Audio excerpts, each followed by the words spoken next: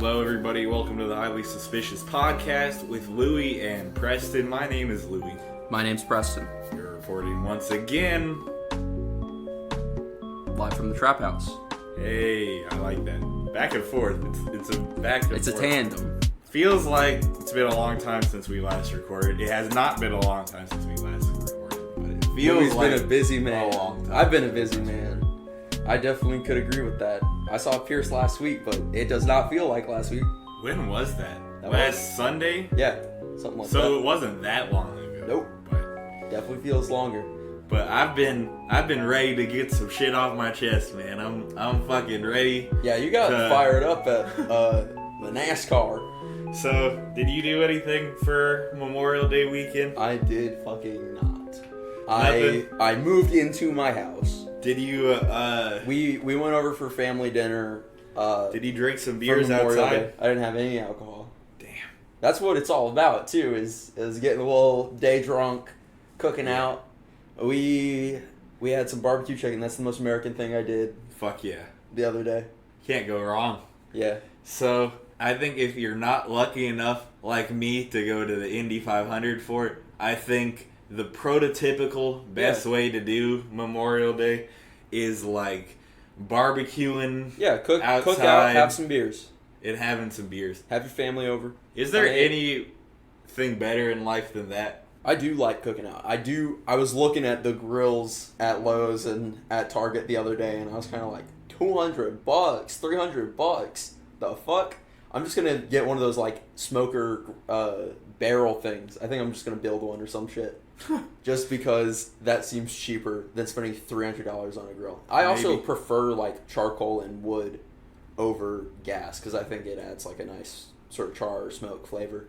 When I was a kid, I didn't really fuck with the cookouts as much. So, I'm gonna chronicle the day's events. Please regale me with how it went. And then we're gonna kinda go back and go into some things in depth. But I just wanna lay the foundation, the groundwork of what it's like to be an American. Race day, we wake up at 5:30 Jesus. in the morning. We basically go straight to the parking lot that they always park at, which is at like a high school, and we just fucking tailgate the shit out of it. I'm drinking beer all fucking day. Yeah, we got, as you should. We got this killer. From the AM. We got this killer little cooler from my old roommate Paul, who moved out to be in the military. So he was just like, dude, I am relinquishing all of my worldly possessions. So gonna go to the Ukraine. Won't need any of this shit. Yeah. So Daigle has his little bong that he still gets use out of today, and I have his little cooler, which oh my god, I think everybody should have a cooler. 18 beers. Nice. So we had that bitch. What was full. the lineup? What'd you bring? Oh, we had a bunch of shit. The more basic shit we had was like Bud Light, Miller Light. Yeah. But we had like Pacificos. I love Pacifico. They were pretty good. We had Mick Ultras. We had. Did you grab those for Phil? What's the other yellow can that's like SCH something? Fuck. Some summery ale that was really shitty. Shinerbach or something like that? Yeah. Yeah, it's okay. I had to throw the lob to you because I know you know your beer shit and I know nothing of the fine arts. It's okay. But we were pounding beers and then we were walking in, and before you walk in, there's all of this these merch tents and places where you can buy shit, and there's this one tent that sells flags. You want to guess what type of flags were in this particular tent? I'm scared. So there were American flags, obviously. Yeah. There were Blue Lives Matter flags. Oh, no. There were, there's like a firefighter Lives Matter flag. No way. They made that one up. Which the is firefighters got jealous, Louis. Yeah. Which is like, I love the firefighters. I would be hard pressed to find someone who didn't love firefighters. if I was about to die in a fire, they would save my fucking life. Well, and also, not like, murder the me. political alignment of your firefighter does not affect how well they do their job. Yeah. A cop, that definitely does matter. Yeah, they wouldn't go respond to a fire and see that it was a black person And be like, being on fire. They'd you know be what? like, he probably started the fire himself. You know? Yeah, exactly. So they had those flags, right? They had Confederate flags for sale in Indianapolis, Indiana. And they also had flags that were like sliced down the middle where half of it was an American flag and half of it was a Confederate flag. Ew. I'm not going to comment on that yet. That's a bastardization. We're going to talk about it. If you care about the Constitution so much, you would be offended by that. Because there's a whole list of things not to do to the fucking American flag. So, wearing it as like a t-shirt, one of them as most common example. But yeah, that's fucked up. So chronologically, just a quick once over for my day.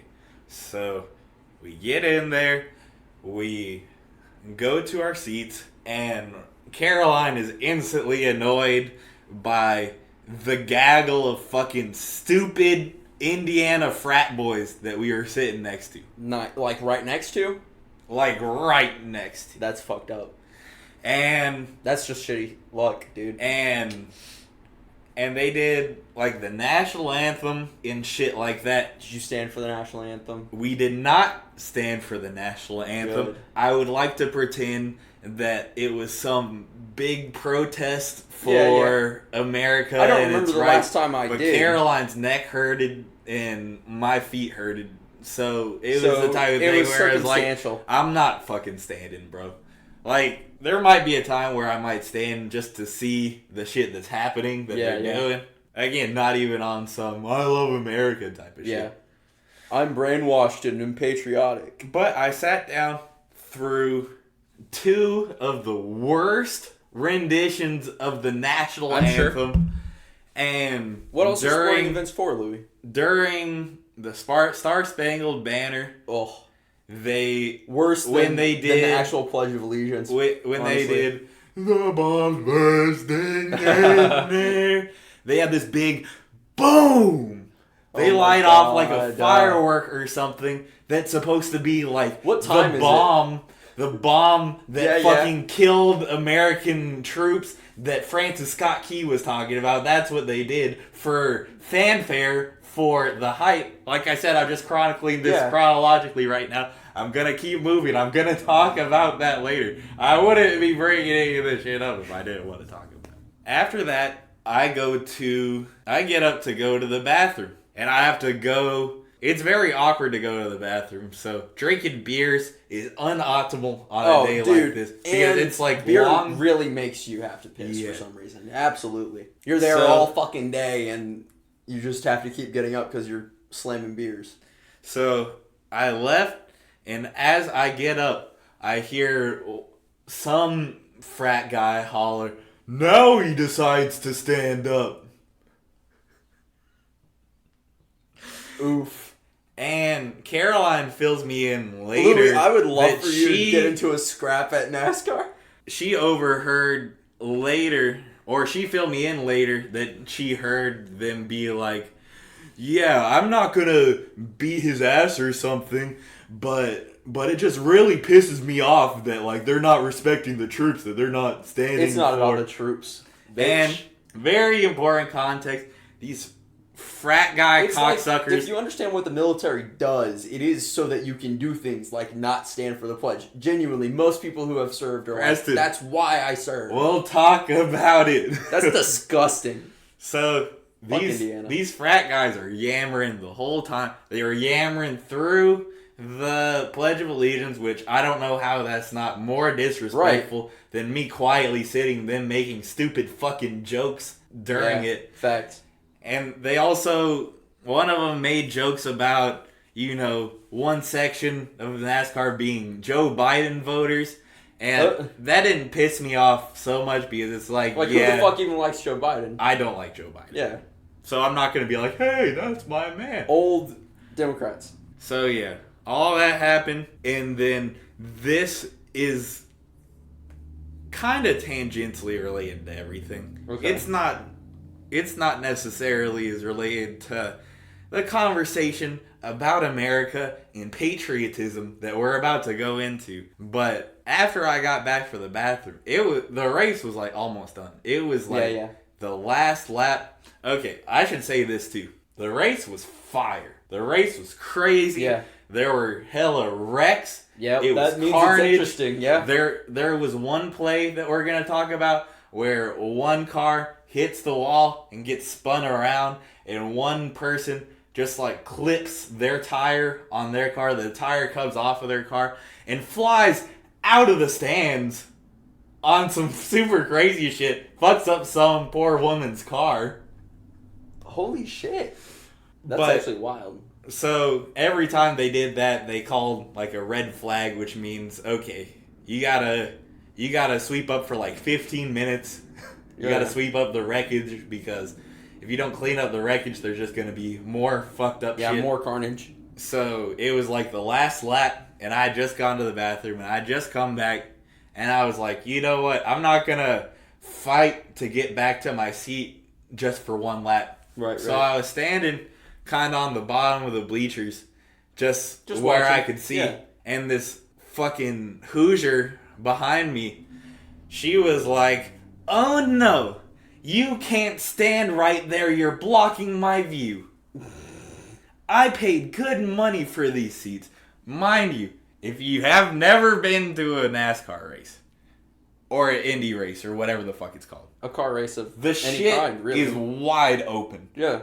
Around me, she could see everything that was going on. She just couldn't see the very small that was like the top of your head, basically. That was me. And so I was like, I paid for some seats too, bruh. I'm just watching the end of the race. And she was like, you didn't pay for these seats though. And I was like, okay, bruh. So what I did, just to piss her off, I took one step higher on the stairs, and I was like, can you see now? Mm-mm. No, you're still blocking my vision. Took another step. Can you see now? Are you able to see the open ass fucking racetrack right now? Yeah. And she asked this 8-year-old that was sitting behind her, little Thomas, can you see with this man standing right now? He was like, no. What the fuck? And then at this point, other fucking rednecks. That's what they are. Literally in Indiana, they're fucking rednecks, and I don't like them. I don't like Indiana. It's kind of weird. I don't like Hoosiers. All of Indiana is like that. Even Indianapolis is like that, and that's a huge city. Let me tell you, Preston. The people were a 0 out of 10, even though the race was a 10 out of 10. Because in that situation, bruh, they started booing me. I was the fucking bad guy. Not like the whole fucking crowd or nothing. Just the few people that were like, yeah, you're in the way. You're in the way from these seats I paid so much for. Yeah. And I was just like, okay, bruh. So I got even lower on the stands. I actually went up a different set of stairs with different people, and I was able to watch the last lap, which was dope because there was some action in that last lap. One person took the lead to win it. Nice. So the race was fucking great. And coming out, everyone was going to the bathroom. I just went to the bathroom. Right, you timed that pretty good. So I could have waited with everyone else in the horde, but I didn't want to do that. So Caroline's family's going to the bathroom. Her sister's boyfriend comes back from the bathroom pissed because this one dick just shoulder checks him for no reason, like hard as fuck. Yeah. To get to the bathroom? To get out of the bathroom. Oh my god. And he says some shit like, get the fuck out of my way. Everyone that was at the race was a fucking dick. Yeah. So let's go back to the beginning of the day, okay? Let's talk about the flags.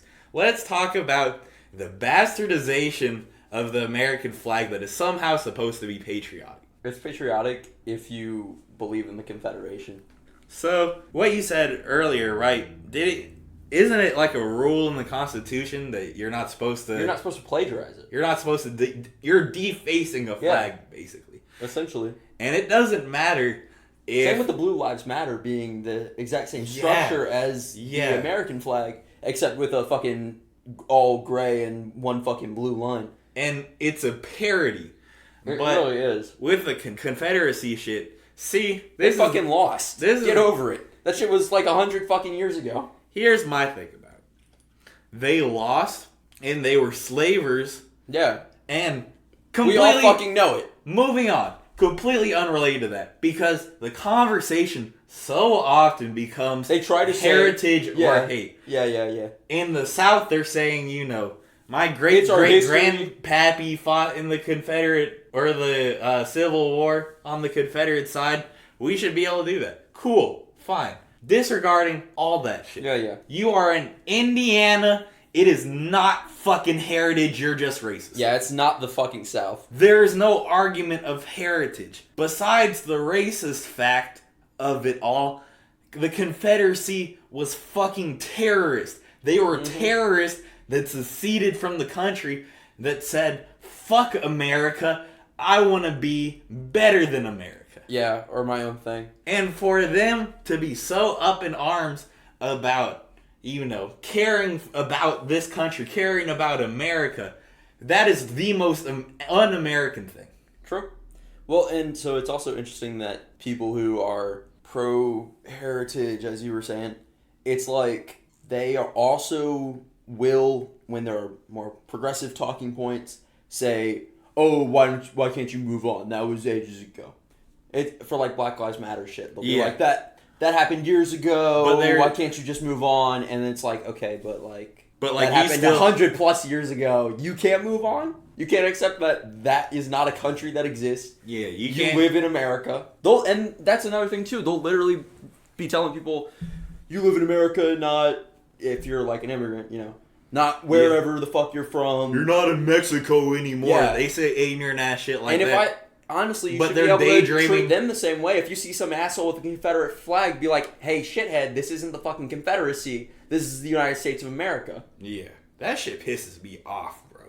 So, one last thing about the Confederate flag shit. Something that Mr. Gillum said that always stuck with me. Love that, man. I had him at Eastern. Preston had him. He contributed to our more radical views to some degree. Almost certainly. I was talking about him the other day, actually. But he told a story once that he was saying, like, his friend was rocking some Confederate flag shit. Yeah. And he asked him the question, do you wish that they had won? Or that they had maintained their independence and were their own nation, even. Yeah. Because that's kind of the alternative, is even if they didn't take over America, which was basically what they wanted to do. It was like, we'll become our own nation, but also we want the rest of America to follow. Yeah. So, yeah. Indiana, you got no excuse. You're just a fucking asshole. End of story. So, let's talk about the national anthem and what a fucking disgrace it's a charade. Was. It's literally the same thing where, and this is one of the most common, like, memes that I'll see on, like, communist Instagram pages and shit. National anthem doesn't even slap. It doesn't. Neither does the pledge. Like, it's all fucking dumb. But no, the common point will be like rednecks or conservatives just being like, that's indoctrination for anything that they disagree with. That's indoctrination. Oh. Or in other nations where it's like North Korea or China where they have military parades, they'll be like, oh my god, look at how brainwashed they are over there. And it's like, okay, but somebody plays a song, you feel the need to stand perfectly straight and salute or put your hand over your heart. Like, get the fuck out of here. I saw this one post that was literally... I saw this one post that was literally from, like, somebody's Facebook, and dude's wearing a thin blue line hat. It's backwards, and he's got a... I put this on the podcast story. He's got a Peyton Manning jersey on, and they're watching... Is it like The Sniper? You know what I'm talking... With Bradley Cooper, where he plays that sniper? American Sniper. Thank you. And he's just standing there saluting as they're watching the movie. And he was like, this 2-hour-long movie and he hasn't sat down once.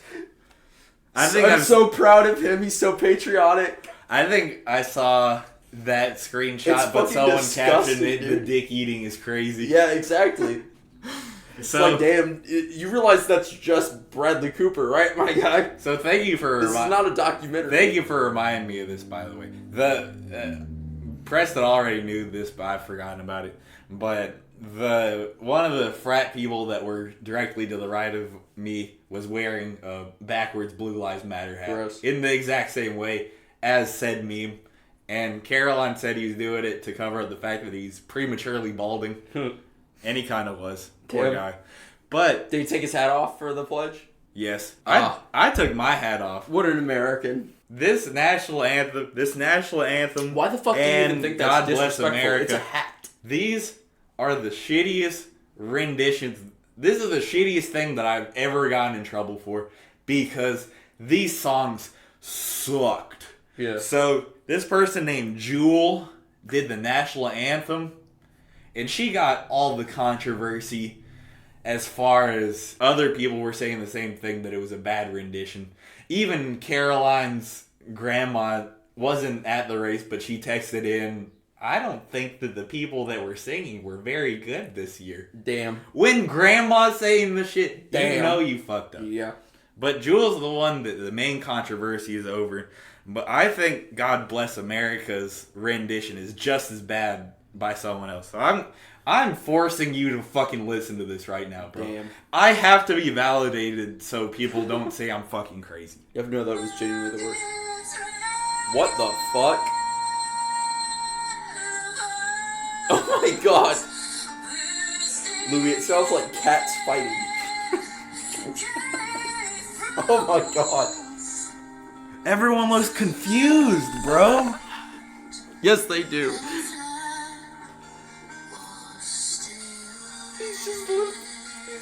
Oh my god. Motherfuckers are trying to sing to it, but you can't sing to this. I think the best renditions are of any pledge is when it's just like a stadium full of people doing it, Yeah. versus like somebody trying to add their own twist and whatever shitty little acoustic guitar. They're not even playing that guitar. They're literally just They're plucking just the same. standing it. They're plucking the same note. They're just holding it.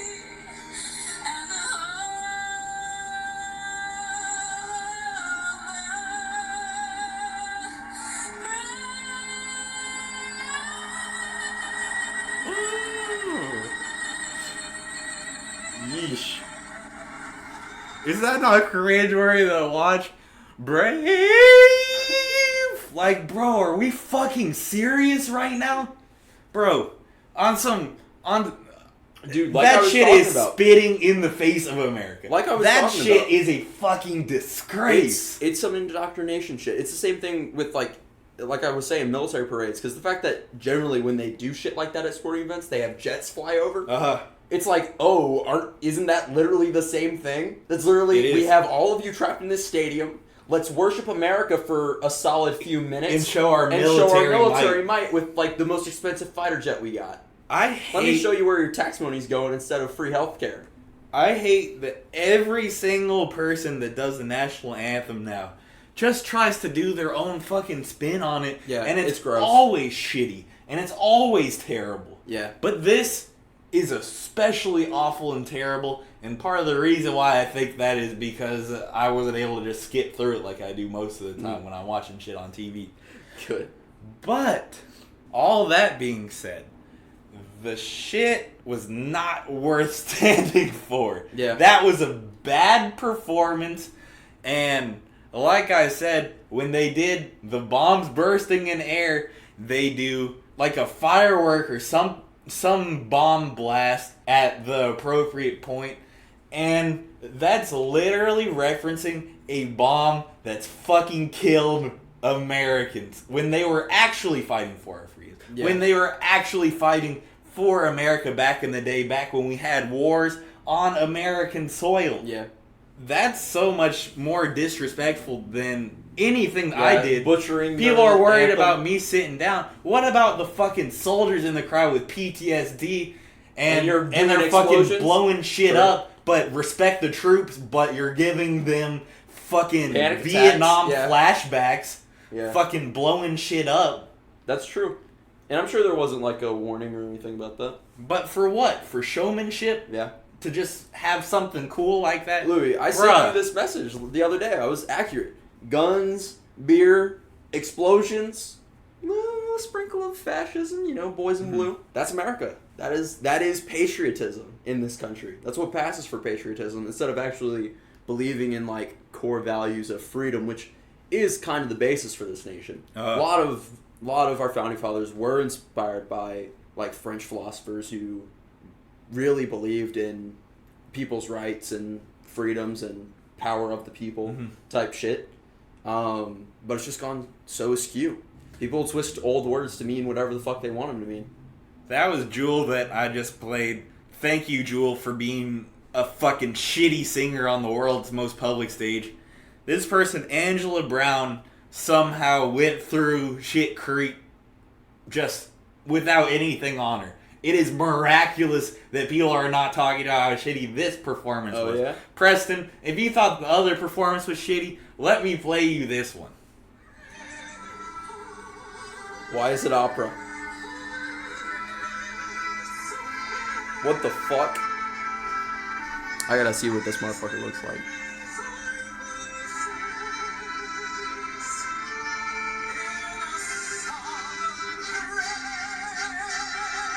What the hell is the trumpets for me? Oh my god. Is that Jonah Hill, bro? Looks like Jonah Hill. Oh my I god, don't think stop. it is. If Jonah Hill shaved his, like, dirty hippie beard that he's got right now. Oh my god.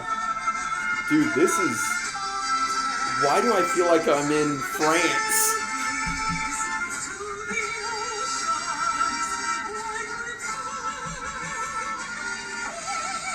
Oh my god.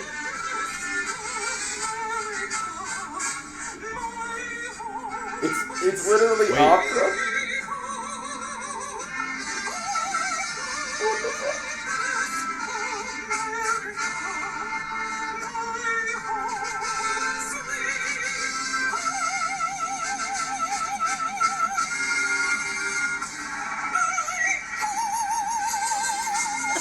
They always feel the need to end on an extended note. And it's like, I get that singing-wise, that is an impressive feat to No, hold it's a note. not. No, but it's annoying not. to listen to when it's literally like, just say the word. Just say the word so that we can get to what we're actually at this stadium for, packed like sardines. Bro. Home, sweet home. With the trumpets. I feel like the trumpets were really throwing me off. That shit was so trash. The trumpets were the only thing saving that shit. Dude, I think the first one was worse, honestly. It genuinely sounded like cats fighting out when I said that. Like, I wasn't even joking. Dead serious. Sounds like an injured animal in that first rendition. Both are bad. I've played both of them because both of them are bad. I think that one might be worse. I fucking hate singing like that. That's the usual stuff that I don't like about the national anthem at events, though, is the usual extended notes, holding notes, repeating yourself a little too much at the end. It's like, okay, get through the song. So, let me get really hot right here. I got in trouble for not standing. Yeah. Very accurately, as Preston said, those soldiers died for the right for me to be able to sit down. Yeah. In North Korea, you can't sit down. Yeah. In North Korea, they cut off your fucking head for doing it. Yeah. But in America, I'm able That's to do it. That's what freedom means. In case you didn't know. Fucking stupid ass fucking frat boys Redneck get pissed off by boys. it. So let's talk about America's soldiers for a second. Let's talk about what we're really doing with this. Because what Memorial Day is about. Because I like what Preston said as far as showing your military might and stuff like that. Yeah. I think it goes deeper than that. Oh, bro. for sure. I think the myth that soldiers, U.S. soldiers, are dying overseas fighting for our rights, that is a misnomer to me. Is someone trying to conquer level. America? I have not been informed of anyone trying to conquer America.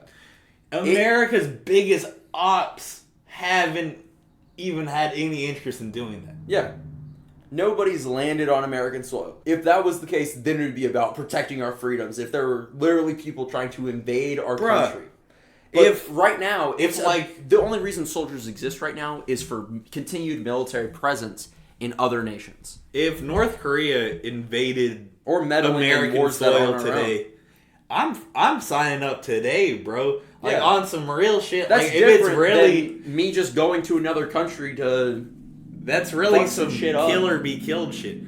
We have been told the lies by politicians, by the media, that these soldiers are being killed by foreign abroad I think insurgents. part of it you is know that who kills American soldiers?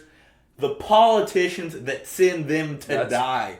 They send them to fucking die for no reason. Yeah. They are not protecting our rights. They are not doing anything to help America. Basically, they're pawns to impose the will of our nation in other countries. Yeah. That's really it. Have you seen that clip where it's like the former CIA director, FBI director, and they ask if the reporter asked if we've like meddled in politics in other nations before? Because I think they were talking about some other country doing that. And he was like, well, and then sort of like made like this weird sound like, well, only if it's in the best interest of our nation. And it's like, oh yeah? Do you mean a coup, my guy? Like all the coups we've done in South America? Or like in the Middle East where we've put people in charge just because they'll give us the oil. The last battle that's been fought on U.S. soil was 1890, and it wasn't even a real battle. It was against Native Americans. Yeah. That's not a battle, bro. That's a slaughter. When I look that up, that shouldn't be what fucking comes up. Yeah. That's definitely not a battle. You're right. It was just us fucking killing them because we had more a war advanced crime, shit. if you will. That being said, the fact that we pretend that the U.S. soldiers are casualties of war and just heroes and just we should respect America because we should be respecting them. Yeah. There's no correlation between America and the troops. The troops are their own thing, and I think that you can respect one without saying, oh, I love America so much, America's perfect. It's like, no, I can respect that you were willing to go, and also, like, a lot of people join the military for college. That is the most common recruiting tactic is saying, hey, kid, you don't have any fucking money or skills. Let's put you in the military so you can go to college. And that's part of the reason why they haven't done anything about like the student loan shit and the exorbitant prices and inflation in paying for college because the U.S. military gets an advantage from that. True. So our government's a piece of shit. Exactly. I feel like every season we have to have an episode where we reiterate that our government, America's fucked up. Our government is a piece of shit.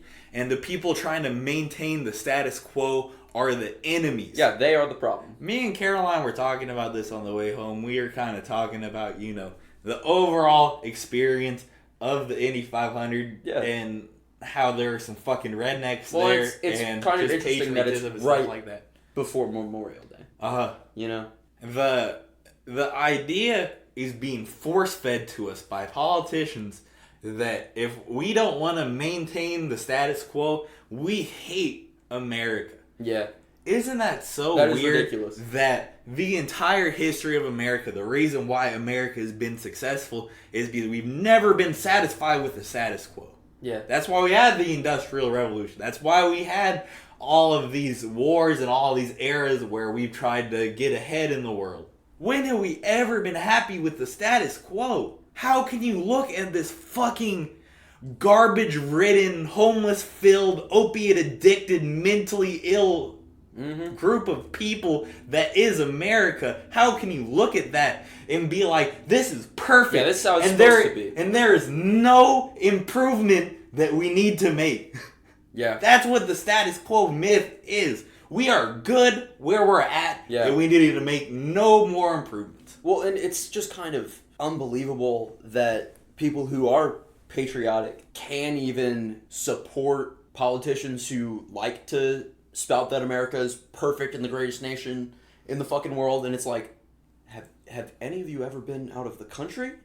Have you all watched have the you news gone, today, bro? Have you gone for a walk in your neighborhood? Like, look around and tell me this place is perfect. Have you watched the news clips of ICE officers fucking raping children that we encage?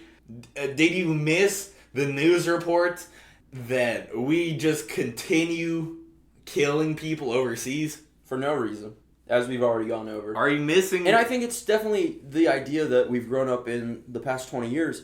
It's terrorists are the enemy. And it's this perfect, mysterious bad guy that they can put a blanket term on and say, oh, well, our military's over in their country, raping their nation, taking their resources as we have done throughout our history. And there are people that want to fight back. Why would they want to fight back? America, we want them to be free. We want our freedom, but somehow they're a threat to our freedom. Yeah. It's like, well, I guess we started off, in 2001 with 9/11, but it's literally like, again, can we not move on? We literally have military bases all throughout the world. I don't think we need to continue supporting wars across the world. We can just be doing surveillance. If we have all these bases, there is no need to continue to fight people who literally just want us out of their fucking country. In conclusion, not standing for the damn Pledge of Allegiance doesn't mean I hate America. Yeah. Fucking Hoosiers are the reason why I hate America. I hope Jackie's listening to this. I like a lot of things about it. It does support their argument that Indiana is the most American state. And I can't necessarily disagree with that. Part of what I was saying, too, was you live in Indiana, bro. How are you like, fuck yeah, this country is fire. This shit is perfect, exactly, bro. You live in Indiana. You don't even get concerts. Yeah. Facts. Straight facts. Do you think that America did 9/11? We'll talk about it another time. Let's do musical. That's not too many episodes away. We might. That might be the debate for that episode. I think we need to cool off. I think we're about to jump into the deep end. We gotta listen to some music. Too hot. Too hot.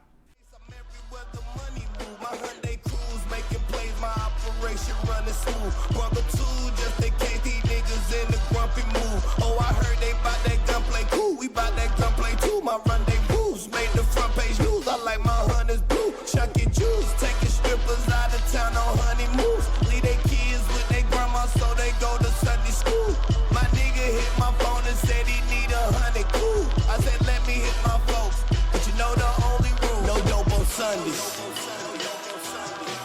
That's only if you really out here getting money. No dope on Sundays.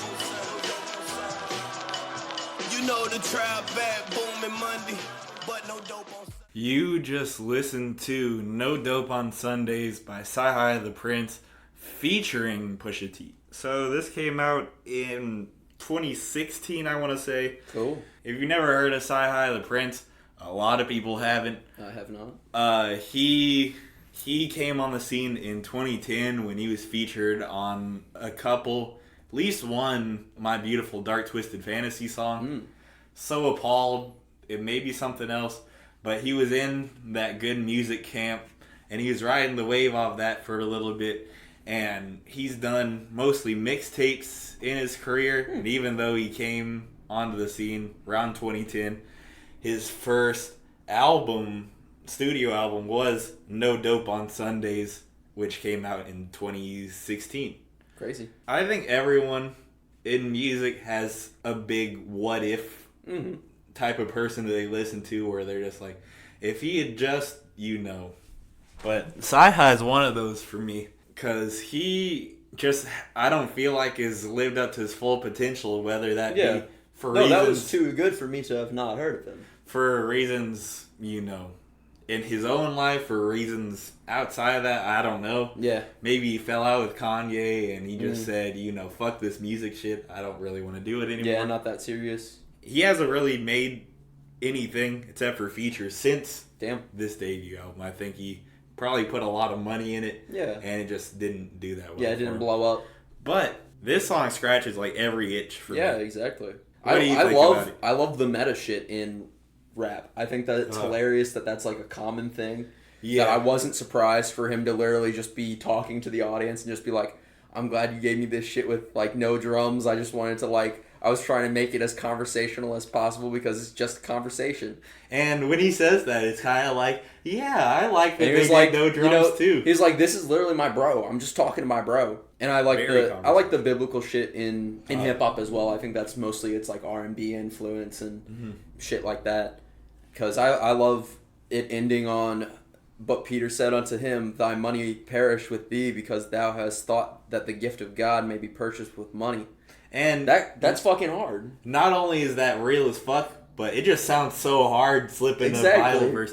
It's the same principle as, you know, at the very beginning of the song, they kind of have this gospel-ass sample, and then it turns into this nasty-ass fucking trap beat. It's literally a pastor, from what it says on Genius. Damn, that's funny as hell. But yeah, basically he's saying, even if you're slinging dope, don't sling dope on Sunday. This is the day that you do the laundry. So he's preaching about a right way to be in the trap. A moral way to exist. And you get that a lot more in the second verse, where you hear more of his actual opinions on the shit, where he's saying, if you're trap to get your mom out of the hood, if you're trapping the trap to help your son go to college. Yeah. So that's fucking fire. But the first verse just goes so hard because it is some trap shit. And I think a big thing that turns people off of lyrical music is that it just doesn't sound as good, or it doesn't... I love shit with little bits where it's like, I telegram my Netherland hoes. It's like, everybody knows that Telegram is the drug dealer app. Yeah. Like, absolutely. Yeah.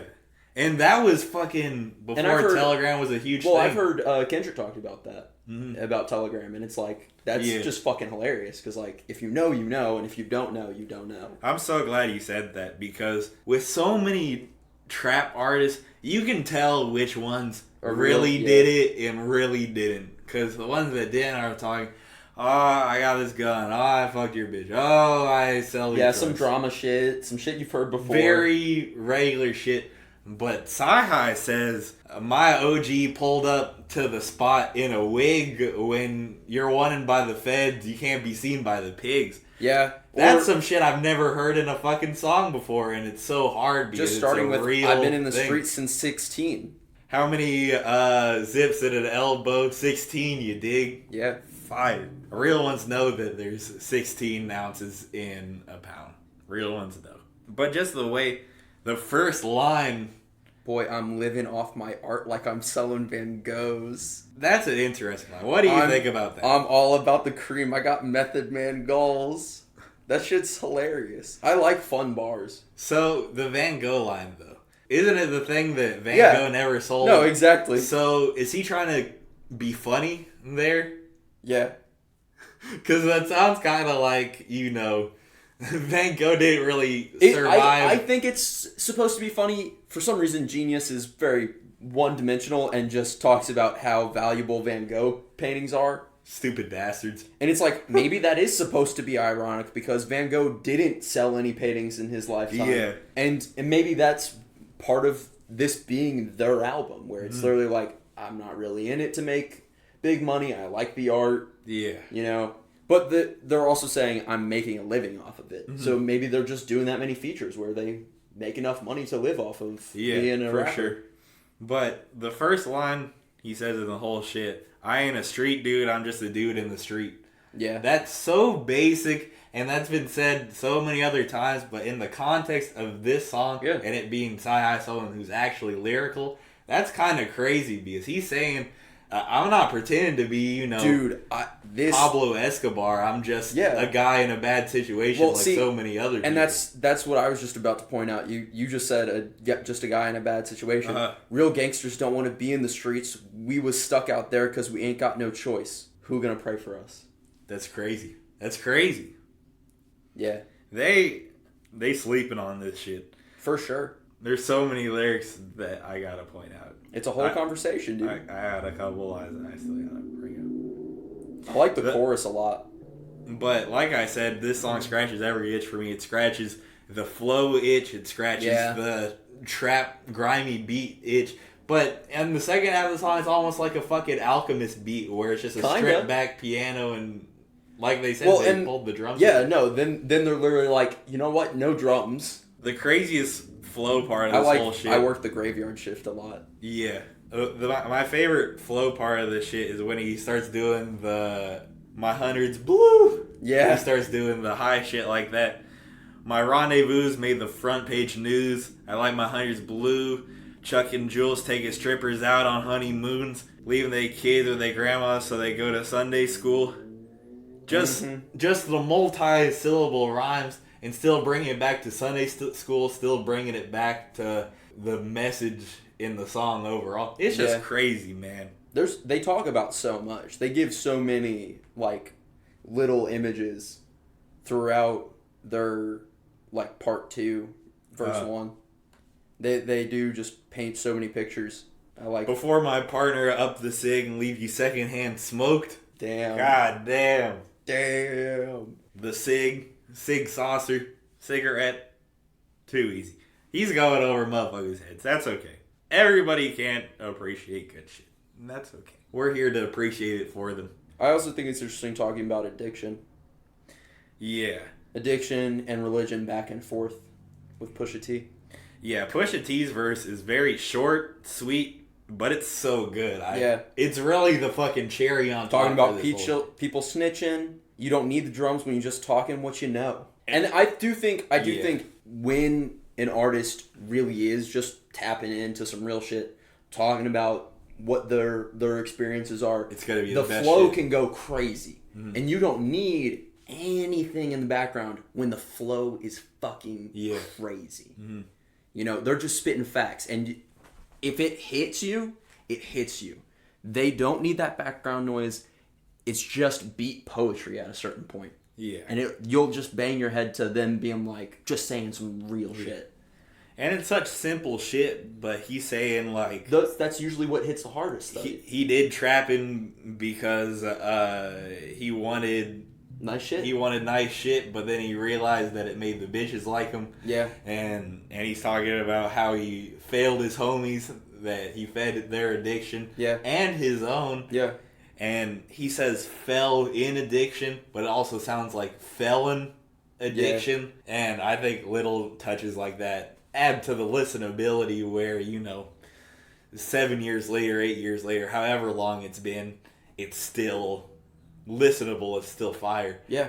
So yeah, I think if you like that song, you should listen to the full album. Yeah. It's not. Is it all that good, or is it? It's not all that good. That's definitely like the song, the standout. There's a few others that give it a run for its money. Nice. But like the intro track, he does like his spin on like the 10 Crack Commandments. He does like his own like 10 Crack Commandments. Yeah. And he has like a 2 Chainz feature on there. He's got like a Kanye feature on there. So he's got some joints on there. I think he would like some of it. I loved that. I'm sure that I would like at least a couple other songs on that album. But yeah, he's a big what if for me because I just feel like it's not even like it's untapped potential. I think he made fire music in his mixtapes and that album. I just think he was never able to figure out like the commerciality of it. Yeah, and it can be hard when you're a heavily lyrically based artist. The sort of media machine and the pop music machine really does just crave like a solid beat and some repetition. There's not a lot of repetition in that song. Yeah, it's just like some Lupe Fiasco shit where it's like 2 whole. How long was that song? 6 minutes. I was about to say it's like 2 halves. To make a whole. It is like that Prisoner 1 and 2 song. Exactly. Where it is a long song or it's 2 regular 2 different songs. Yeah. So let's talk about some of the real life shit. So So Preston's been moving into a house like Pack Mule, and it's been a fucking clusterfuck. You want to talk about it some? I'd be interested to hear more about it. We're building basically 3 walls in the basement. The house is like a 2-bedroom, 2-bath, but one of the bathrooms is fucking weird because the HVAC system's like on top of it almost. But we're going to build... There's no walls around the second bathroom. So we're building walls and a door to the second bathroom, which is next to the laundry In the basement. In the basement. So before there was just like a random toilet out in the bathroom. And a shower. Uh-huh. And then there was this entrance space that goes to the laundry and some storage underneath the stairs. And there's two like different storage spaces. We knocked out a whole fucking wall and built a whole wall to make a whole room that'll be able to be entered from inside the house and from outside the house. And that's going to be the new Highly Suspicious studio. And then we're building an office space for Nikki.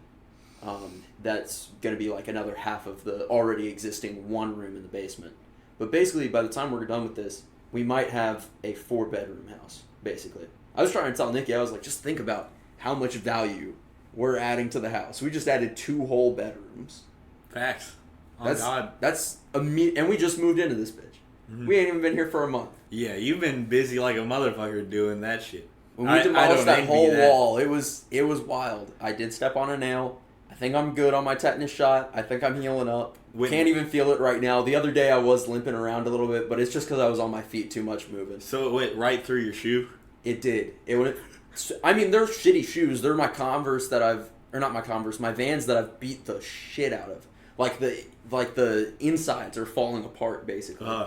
So I just stepped right on that shit, didn't fucking see it. Felt it, and I didn't yell, didn't scream. I just went, aw, fuck.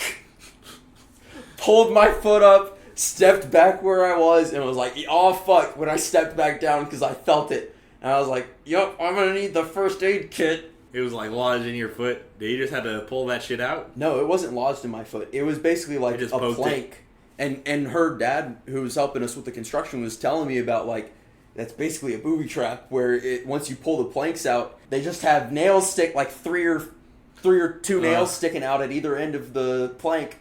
And it's just like, if that shit's sitting face up, you're just stepping on some fucking nails. Yeah. That's why they make construction shoes that are tough for that shit. But I was just like, I wore flip-flops the other day when we were demolishing this wall. I didn't think that we were going to be messing with the scrap shit. So you helped demolish the wall? Yeah. Did you use like a sledgehammer? Nah, it was just wood. It was just wood. So it was mostly just like probably an extra large hammer and it had like sort of like a crowbar sort of attachment. But yeah, we were just pulling wood back. It was kind of fun. I was just smacking the shit out of these planks from the inside of the closet to push the nails out. And we just were throwing it on our second driveway space. Yeah. Are you excited to have the new studio? Yeah. And I'm definitely, the more I'm thinking about it, the more I'm looking at it. And that's part of why I wanted it to be larger, because we didn't need to knock out that wall. We could have just built a door and taken off the shelves and shit. And it would have been a square, probably a little smaller than this room, just with like, because of lower ceilings and shit like that. Uh-huh. And it would have been easy for soundproofing. But I really like the idea of there being a Highly Suspicious like studio, where it's like we could produce other shit. I want to get bands in there, and I think it's enough space for somebody to bring some fucking drums down in that basement. So I feel like that would be the move. Musical intermission. Exactly, that's the idea. That would be crazy. That would be crazy, wouldn't it? I feel like that's the next step in our evolution, is having musical guests on and they literally can perform there. And it would be a totally different sound. Ladies and gentlemen, The Weeknd. Doug, if you're out there, please come to the studio and play some Melon Choir or some of your own shit. Baby, come back. Please. You can blame it on me. Jesus, I sounded like Jewel there. But yeah, so it's been a lot, but I slept there for the first time last night. It felt good. Is the yard starting to come together? We got rid of the shed.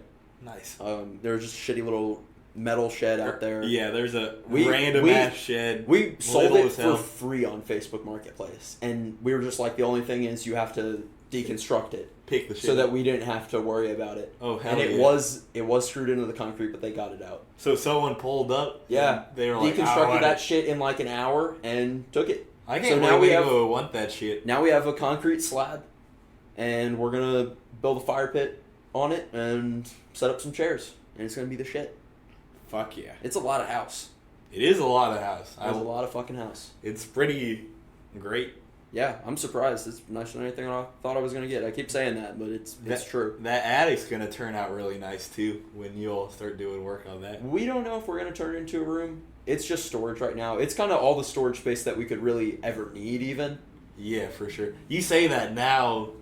There might be. Yeah, the more storage space you have, the more shit you get.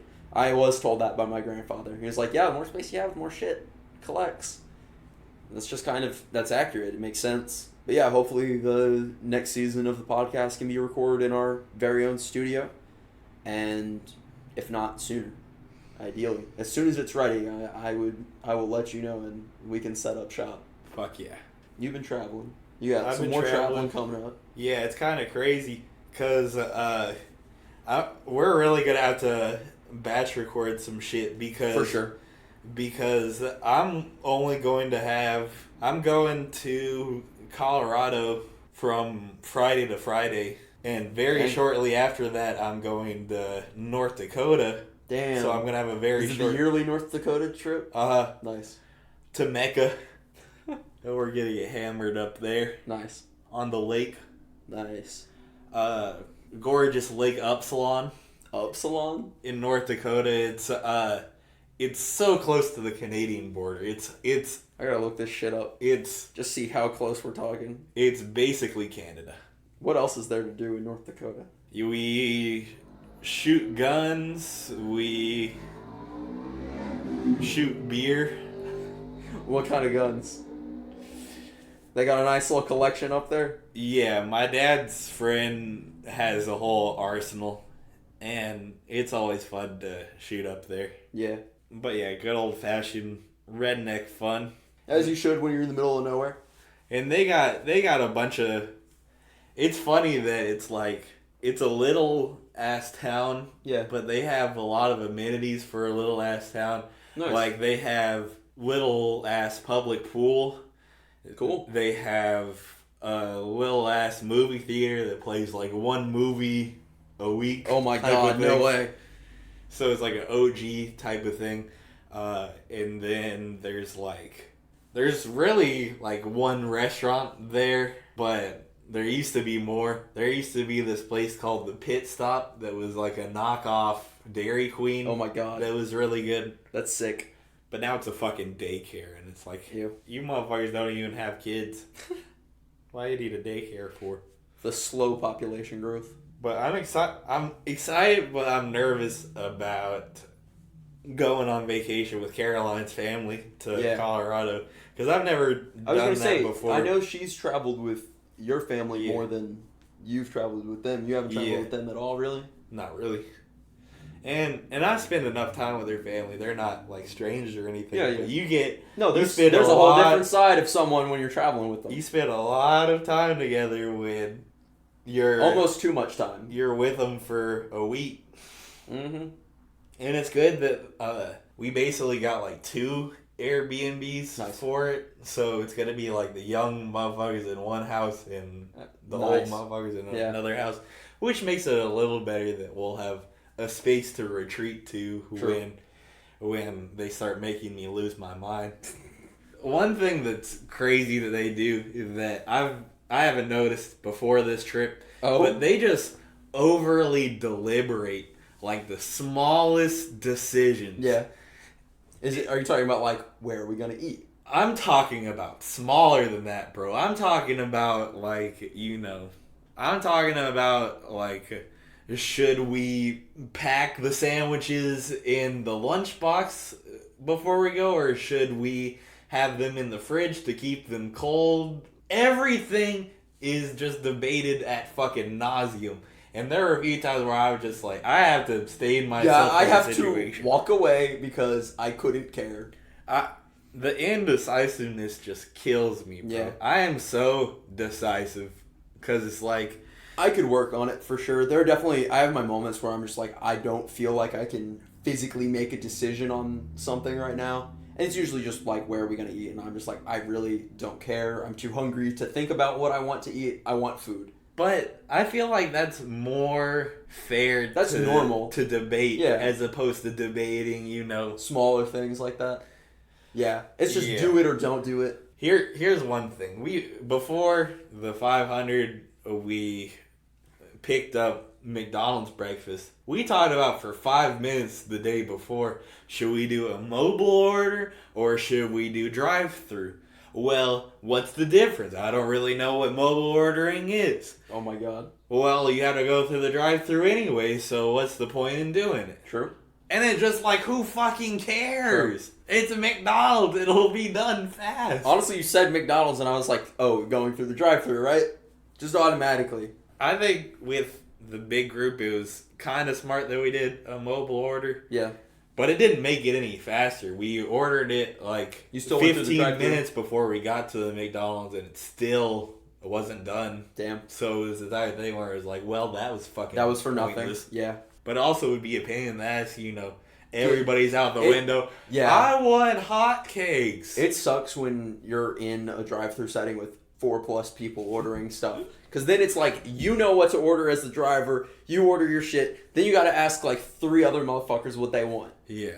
Or they'll be discussing what they want in the background while you're ordering your shit. I feel so bad when I do that. Because it's like, it's really our fault. Yeah. We're just You could have known. It's McDonald's. You've been to a McDonald's before? Yeah, you should have your order for real. Here's one thing that was funny that happened with the McDonald's shit.